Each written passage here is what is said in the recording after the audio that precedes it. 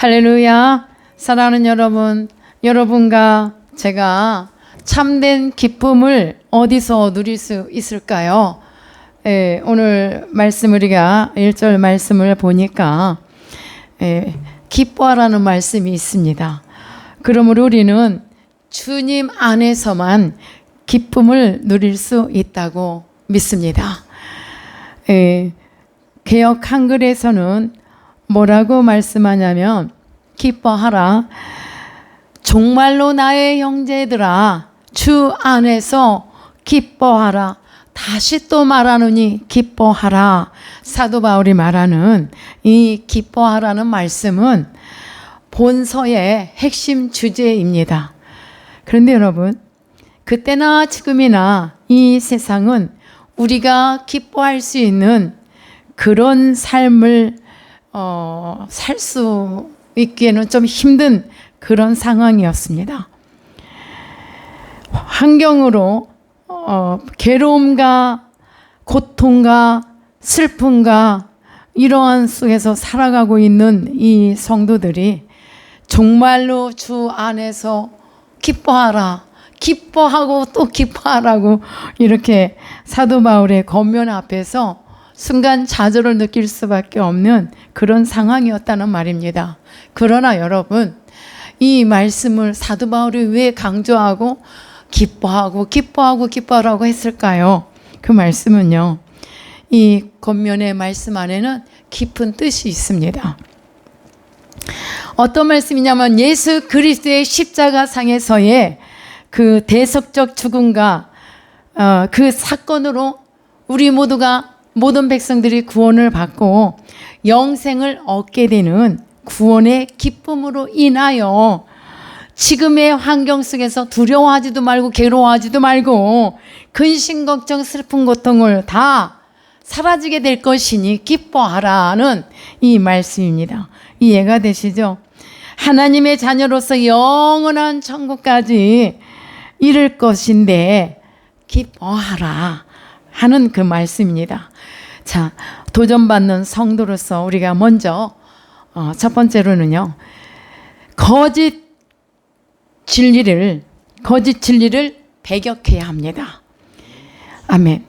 바울 사도는요, 성도들에게 세 차례에 걸쳐서 반복적으로 삼가고라고는 이게 강조를 했는데, 그 당시 이게 유대자들이 거짓 교훈을 철저하게, 이게 유대교자들의 그 유대주의자들의 거짓된 교리를 철저하게 배격하라는 그런 말씀을 3번이나 하는데, 먼저 한번 보면요, 유대주의자들의 그 특징이 있습니다.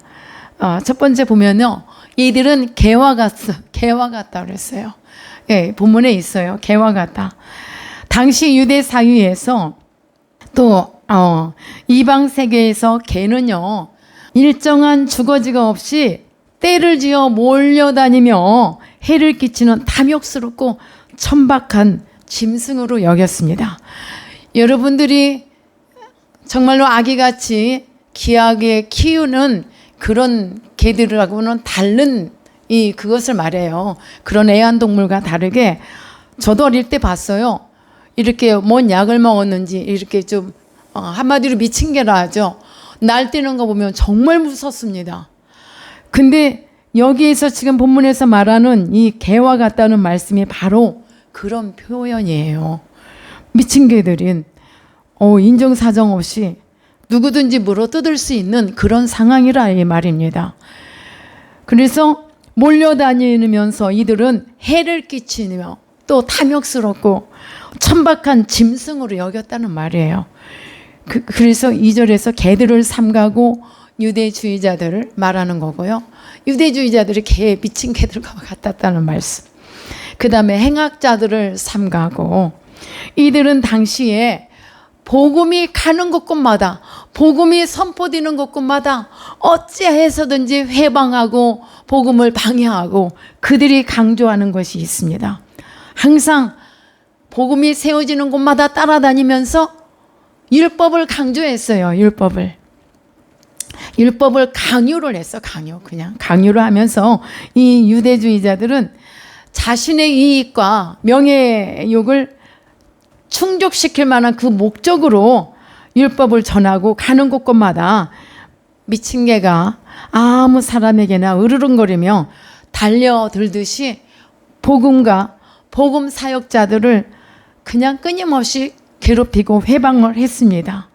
오직하면 이렇게 미친 개라고 표현을 하겠습니까? 여러분 상상이 되시죠?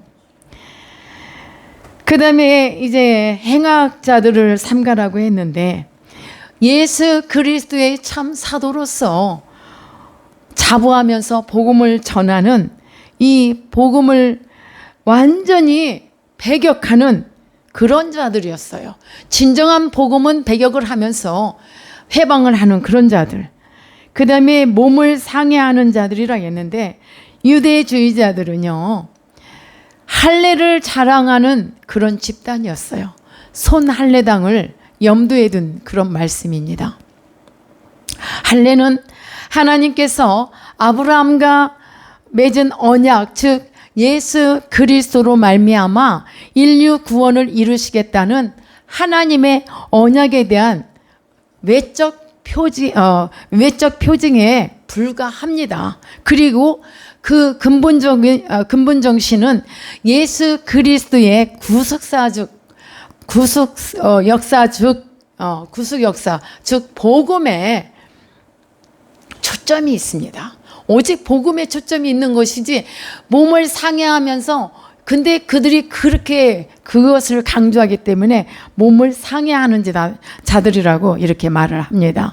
그러므로 손할례당의 이 거짓 교훈은 참 생명을 상실한 그런 형식적인 가르침에 불과하다는 것을 가르치고 있습니다.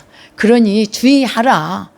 무조건 할례당들, 이들은 할례만 주장하고, 그러나 주님이 오셔서 우리의 모든 것들을 죄와 이 모든 걸 해결해 주셨는데 이들은 오직 주님 인정하지 않고 자기들이 주장하는 이 비진리적인 이 말씀에만 오히려 주장하면서 참 진리의 말씀을 배격하는 그런 자들이었단 말입니다. 도전받는 성도로서 세 번째는요, 주를 위해 세상 것을 배설물로 여겨라. 8절의 말씀이죠. 이 배설물은 쓰레기 또는 분토라는 그런 말인데요, 바울의 고백이죠. 자기 자신의 가장 소중하고 보배이고 이 귀한 것들을 다 배설물로 여기고 버리고 주님의 복음이 완전히, 이 사도 바울은 복음에 사로잡힌 자로서 살아가면서 우리 성도들에게 이와 같이 권면하고 있습니다. 사랑하는 여러분, 성도는요, 자신의 인간적인 것을 신뢰하지 말아야 한다고 성경은 가르치고 있습니다. 4절로 6절의 말씀, 빌립보서 3장 4절로 6절에 이 바울 자신이 뭐라고 하냐면, 유대주의적 입장에서 볼 때는 이 바울은요, 인간적인 조건을 자랑할 만한 그런 사람이죠. 그런 조건을 다 갖추고 있었던 사람이에요. 그러니까 한마디로 자기는 율법으로는 흠이 없는 자라고 지금 본문에서 말하고 있어요. 이랬던 사도 바울은 왜 이 좋은 조건들을 다 배설물로 여겼을까요?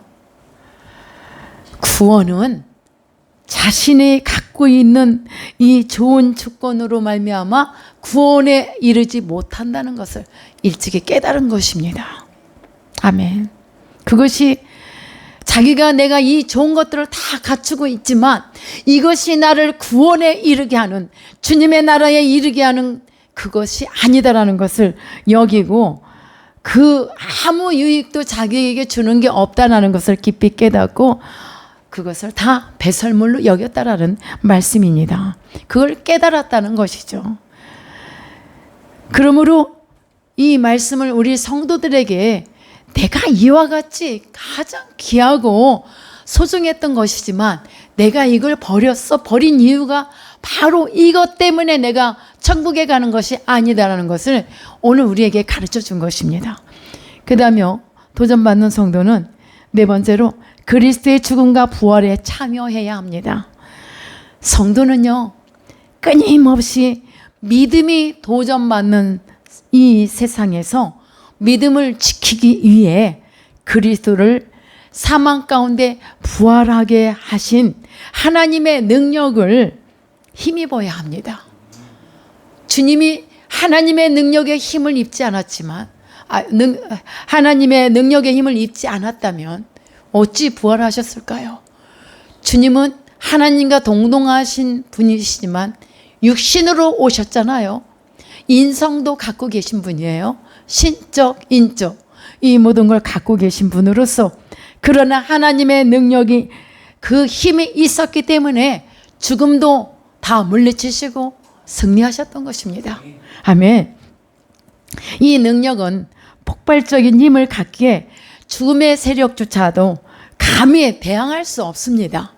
아무리 주님을 죽이려고 하고 무법으로 이렇게 가두고 다 했지만 우리 주님은 이기셨습니다.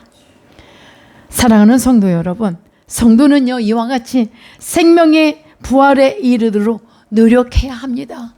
주님이 죽음까지도 싸우면서 거기서 죽음의 권세도 다 파헤치며 승리하신 것처럼 우리 성도들도 이와 같이 나가야 된다는 말씀입니다. 그래서 그리스도의 죽음과 그 부활에 참여하는 성도가 되라는 말씀입니다. 그렇다면 우리 성도에게 이런 능력이 요구되는 이유는 무엇일까요? 그것은 예수 그리스도의 그 부름받은 성도로서, 그리스도인으로서 당하는 세상의 온갖 고난을 감당하기 위해서입니다. 이러한 이 세상에서 주는 이 고난, 세상에서 살아가면서 받는 고통, 이런 일들은 만만치가 않아요. 그렇죠? 그런 걸 싸우기 위해서 그리스도를 통하여 우리는 그 능력을 받아야만 된다는 말씀이에요. 내 힘으로는 아무것도 할 수 없어요. 그러나 주님이 내 안에 들어오시면 주님이 주시는 그 능력으로 말미암아 나는 할 수 있습니다. 가난에도 처했어도, 고통에 처했어도 나는 주님의 힘으로, 능력으로 이겨낼 수 있다는 말씀, 여러분들 이 말씀이 임하길 축복합니다. 그러므로 이 온갖 고난을 당하는 우리 성도는 세상의 온갖 고난을 감당하기 위해서라도 또한 예수 그리스도의 고난에 참여하는 것을 의미하는 말씀으로서 이와 같이 우리에게 죽음과 이 고난에 참여하는 성도가 되라는 말씀을 우리에게 가르치고 있습니다. 하나님의 폭발적인 능력은 고난받는 성도들로 하여금 그 당하는 고난을 통해 그리스도의 부활의 영광에 참여하게 합니다. 아멘. 고난으로 끝나지 않아요. 고난 뒤에 숨어 있는 그 축복이라는 게 바로 하나님이 우리가 상상할 수 없는 그 영광이라는 그 두 글자 안에 우리들로 하여금 들어가게 하십니다. 상상만 해도 이거는 축복이고 감사한 일입니다. 그러므로 성도는 그리스도의 고난에 기꺼이 참여해야 한다는 말씀입니다. 그리스도의 부활의 권능 속에 거하는 삶을 살아가라는 말씀입니다. 저와 여러분이 모든 것을 다 상실해도 꼭 소유하고 있어야 돼요. 꼭 붙들어야만 하는 것이 있습니다. 바로 그리스도에 대한, 그리스도만은 소유해야 된다는 거, 우리 주님만은 꼭 붙들고 있어야 된다는 말씀입니다. 우리가 다 잃어도 주님은 잃으면 안 돼요. 주님을 버리면 안 된다는 말씀입니다. 그러면 우리도 다 끝입니다. 그러므로 사랑하는 여러분, 우리는 이 사도 바울의 일을 위해서 사도 바울은 본인이 갖고 있는 예수 그리스도를 얻기 위해서, 예수 그리스도를 붙들기 위해서 자기가 갖고 있는 이 소중한 것들을 다 배설물로 버렸다는 것입니다. 그리스도를 잃는 것은 내가 갖고 있는 것을 배설물로 여기는 것보다 너무나 소중하기 때문에 그야말로 내가 갖고 있는 것, 그리스도를 잃는 것은, 이거는 모든 것을 다 상실하는 것임을 확실하게 잘 깨닫고 또 우리들에게도 이와 같이 증거하고 있는 것입니다.